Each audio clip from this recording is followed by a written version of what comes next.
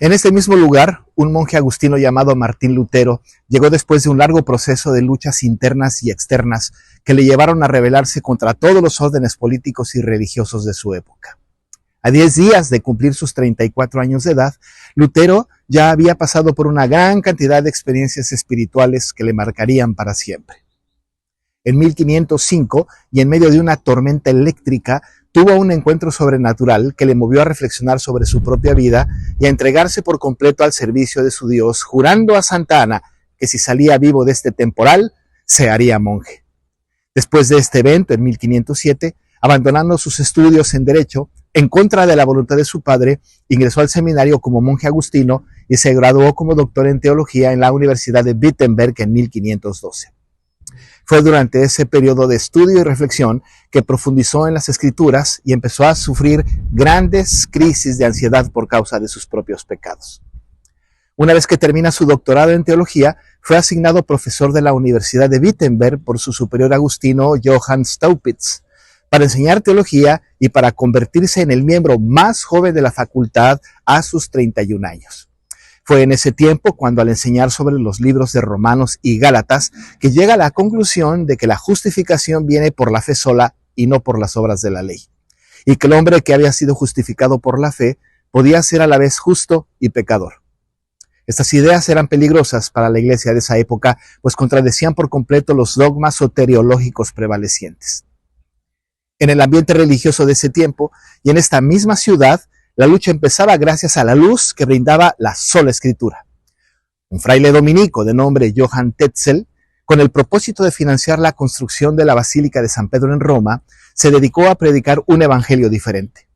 Él enseñaba al pueblo, preso de la ignorancia, sus falsos conceptos redencionistas por medio de la venta de indulgencias que prometían la liberación de las almas de los difuntos del purgatorio.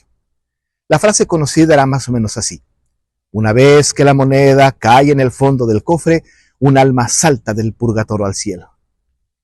Lutero no pudo quedarse callado y, con el único celo santo que caracteriza a los hijos de Dios, se opone a tan aberrante dogma y escribe y pega en esta misma puerta las históricas y detonantes 95 tesis en contra de las prácticas religiosas de la Iglesia Católica y especialmente de la venta de las indulgencias.